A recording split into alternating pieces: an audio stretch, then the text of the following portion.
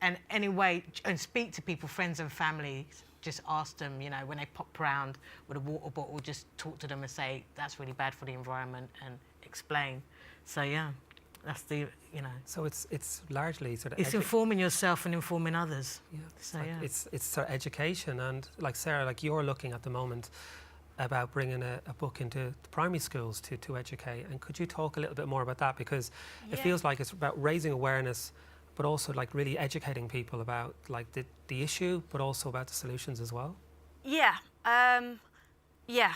Basically, right now, eyes are on this topic. Loads and loads of eyes are on this topic for the first time, and that's brilliant. There is a massive responsibility for you guys, and I guess me included now because I'm sort of affiliated with this campaign, but essentially there's this huge responsibility to be putting out the correct information. So for me, a lot of this now comes in terms of what is communicated.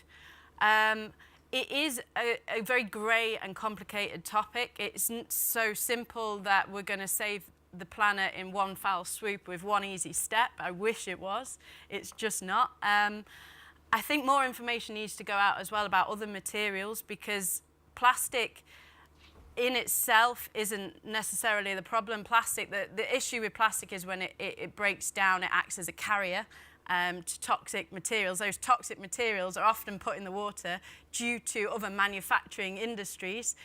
So it is something across the board that will need to be addressed. But yeah, education is the best way forward. So I have a kids book, which I actually published in 2014. I've been going to schools since 2013, and unis and colleges and talking on this. And the kids' book is essentially about Stanley, who's no ordinary jellyfish. He gets chewed up, swallowed up, and spat back out by loads of different creatures. And then right at the end, you find out he's actually a carrier bag. So it's finding like a kind of less depressing way of telling these stories, where people are going to sort of, maybe even subliminally, especially kids, like subliminally take on that message and spread it. And I'm also sort of in the process of developing a university tour right now across the country, where we're hoping to sort of take this campaign into unis, but in a fun and exciting way that will probably involve free beer and pizza if we play our cards right. So it's basically finding how you can communicate with as many different people as possible, but on their terms too.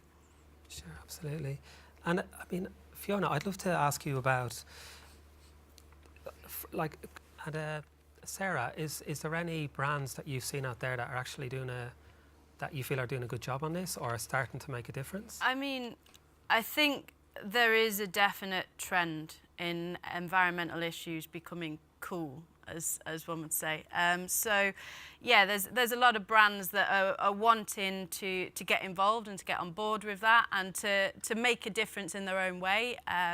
Each of those brands has access to their great, unique audience of people. So it's great to see that happening.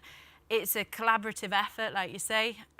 So it's yeah, there's loads out there doing stuff. I mean, Patagonia is a really great example. There's brands that have been doing this for ages, you know, before it even became cool.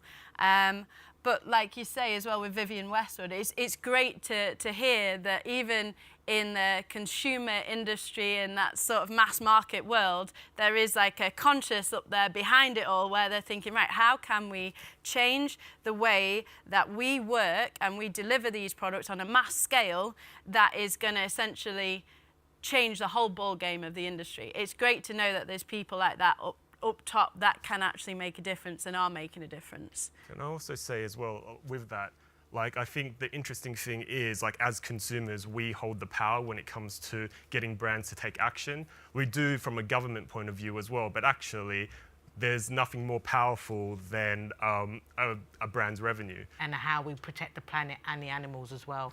So that's another thing. So yeah, there are brands out there who are really on the edge of trying to really stop using plastic. I think that the only problem with, like, what you were saying in terms of Greenpeace going after Coke, there is also what I feel is almost like a dangerous scapegoating behaviour and culture that we have in society, where rather than take on responsibility of our own actions and our own response, you know, our behaviour, essentially plastic itself isn't a problem, it's what happens with the plastic, afterwards. And it's consumerism and it's our own behaviour that sort of got us into this mess. It's a global culture, if you will, and it's. Yeah, I agree. We live in such a consumption society where we want more and more and more, and the market's providing it too fast as well, and it needs to slow down It's gotta because be we like don't everything. need so much. We really don't.